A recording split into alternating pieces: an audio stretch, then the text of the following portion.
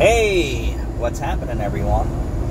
So I'm out here driving the snot out of my Toyota Sequoia that I don't know if the transmission fluid or differentials have ever been serviced. So a Toyota Sequoia V8 in 2004 has a huge transmission, holds a lot of fluid.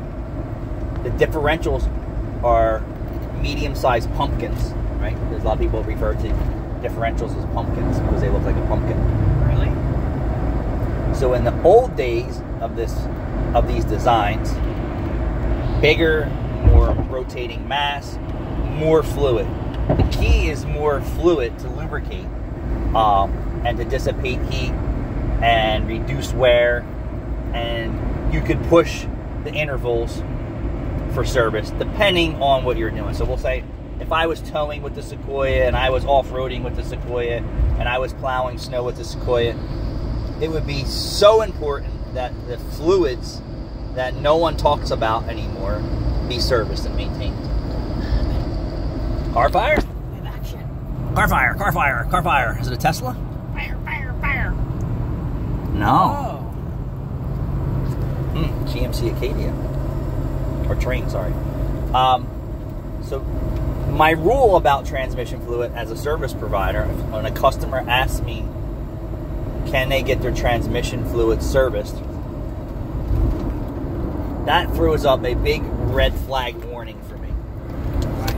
And I'm glad that you did ask why. I did say why. April.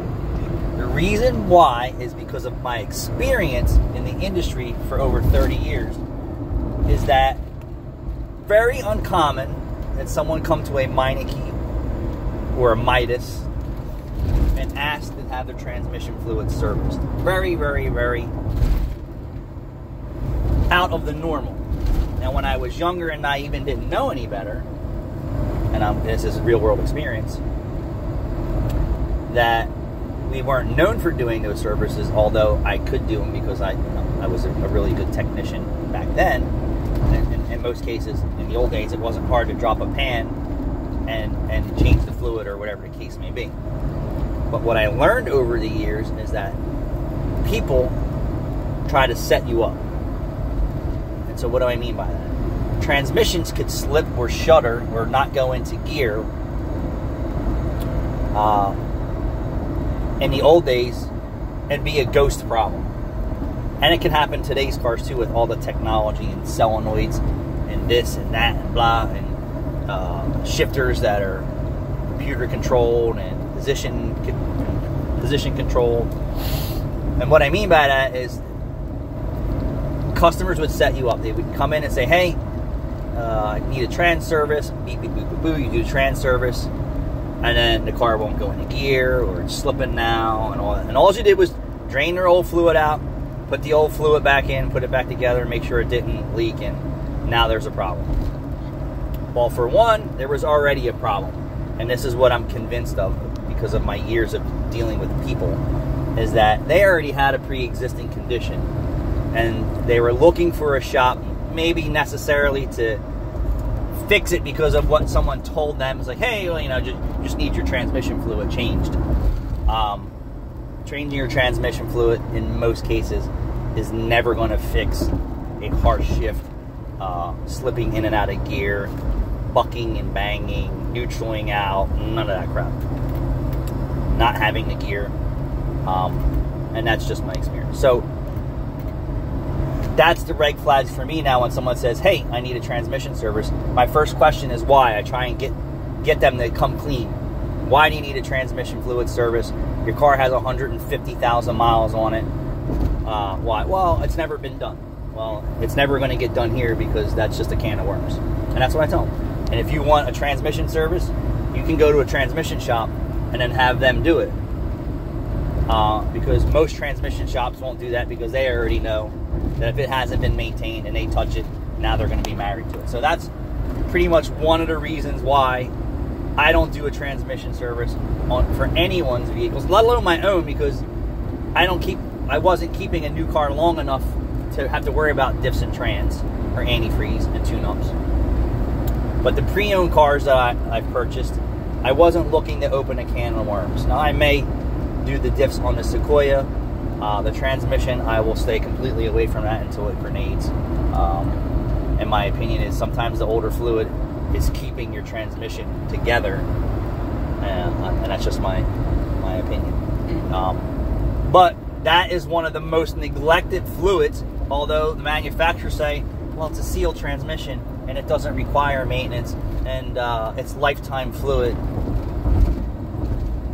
Yeah, if it was sitting on the shelf, never used, you know, you wouldn't have to service it. That's all the lies the industry creates for you. So under normal conditions and normal driving habits, some transmissions just fail by bad design. And then some fail because they're abused to death. In the old days, you know, most cars didn't really make much more than under 200 horsepower for a transmission. Wow, really? Yeah. Now your average car today makes 200 plus, you know, or double that with a smaller transmission and crappier built clutches, steels, and bands. And then we're not even talking CVT crap. Constant slipping transmission is what I call a CVT. So when transmissions are built, they're not built with transmission fluid that smell like varnish or black fluid. Okay, so it's either a very pink fluid or it's a mineral spirit type of fluid, but by no means does it come out of the bottle black, silver, brown, or milked. So color of transmission fluid is important. And these transmissions are under such high powered circumstances. So the transmission for a 300 horsepower 4-cylinder, right, has to be pretty strong. And the fluid is constantly being abused with that type of power going through the converter or the clutch or the cooler and all this and other things. So what I'm getting to is, in the old days, it used to be service your transmission fluid every 30,000 miles. I don't think 20, 30 years ago, people were driving the way that they do today. For one, they didn't have the horsepower vehicles that they have today. And they were such gas guzzlers in the old days. You were less likely to be in your 4-barrel carbureted, you know, 16-foot Cadillac Fleetwood DeVille. You follow what I'm saying? Yeah. Burning $8 8 miles per gallon. So I think driving conditions and habits have changed extremely. And there's so many vehicles today that the transmissions just don't hold up, and they are ridiculous for new and reman if you can actually get someone to rebuild one correctly. And they're outrageously expensive to replace, labor time. But if you call a junkyard for, we'll just say, a Toyota Sequoia transmission used, it's like $2,000 for an 04. Jesus Christ. Right. Or have a AOD Ford F-150 transmission rebuilt, you know, in and out, not including hard parts, for $3,000 into an old style transmission. So transmission fluid does fail. So transmission fluid is subjected to moisture conditions inside. So, you know, to the point to where the fluids can still look good. And that goes the same for like brake fluid. You can test it and see what the moisture content is in your trans fluid and your brake fluid, but we're just talking trans. And most people don't know that, right? You know, it's no different than anything else. There's a certain amount of moisture in and out of the transmission because they have vent tubes. So it's exposed to atmosphere. Right. And then for those who drive through puddles and off-road and all this other shit, debris and dust eventually over time gets in and out. Even Teslas have a filter on their differentials and transmission fluids. And why is that, April? Because they require maintenance. Where Tesla lies to everyone. But if you do an underview of the transmission and differential, there is a screw-on filter for Teslas, meaning it has some type of services that are required. So my opinion for transmission fluid is, if you want a super strict regimen, I would say every 15,000 miles, depending on your driving conditions. And that means from 0 mileage, not from 100,000 miles. I would not advise doing any transmission services unless it's a manual transmission. Then I would say I would change that as much as you want, because it's really not that expensive for a manual transmission, an old school manual transmission. Today's people of a manual transmission is, you know, paddle shift. You know, all they do is click a button, they think they're driving a stick. Well, you're missing the important part of the clutch pedal because the computer is doing that for you. So one of the most probably not talked about things in our industry is trans fluid and differentials. And again, it's what conditions you're putting that vehicle under. And I say the way that current vehicles are built with transmissions smaller and taking less fluid, and differentials being smaller and taking less fluid, and then being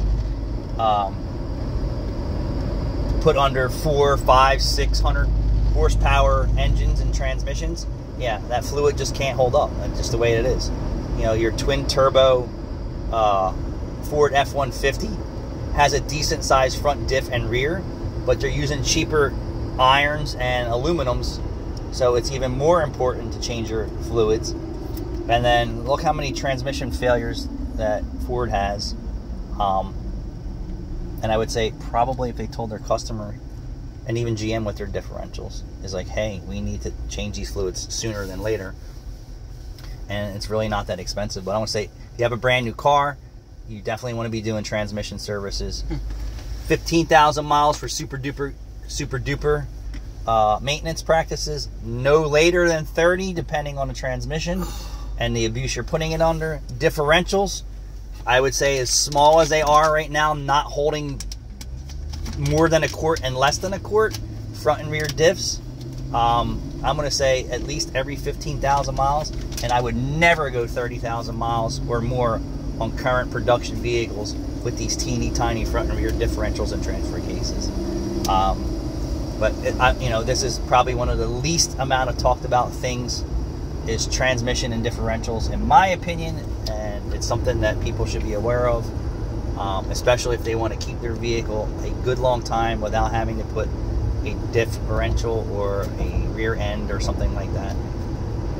I can't tell you how many Subarus that I get into and Honda CR-Vs that they're all-wheel drive, and now I'm seeing BMWs, I'm seeing Fords, that the diff chatters in the back, and that's because it wasn't maintenance properly, for one, or it's just so the clutches are so worn that it's time for a new diff or a rebuild.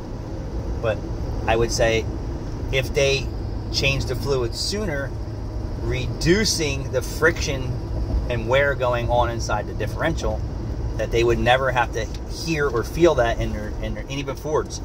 You felt the F-150 do it, the chatter in turns. That was the differential, just hammered the snot. I didn't do it all the time, though. Well, it did though. So, and if the previous owner serviced it at all at 200,000 miles, it may have never needed a diff. But yeah, chattering rear differentials, that's a huge problem. And how can you avoid that? Early interval maintenance. And if you got a rear differential that's grinding away, nothing you can do about that. It's replacement or rebuild, and chances are most of them can't be rebuilt anymore, because by the time you're in for service, the clearances in that differential are so wiped out because there's really nothing in there for quality of materials, girth and strength of the build design. But yeah, so I would say trannies 15 to no later than 30. 15, you know, excellent practices. 30,000 miles, I wouldn't push it any past that. Only on new, I wouldn't, or rebuilt, but I wouldn't do it to anything that has high mileage. And differentials, if you don't have any noise, chances are you're not going to have any noise or issues after a service. And once you pull the plugs out, the magnet's going to tell you what's going on for sludge and ferrous and non-ferrous materials that's pulling out of that fluid. And that's exactly what that silver and mucking crap that's on the magnet is. Worn differential parts. That's that. All right, guys, thanks for watching.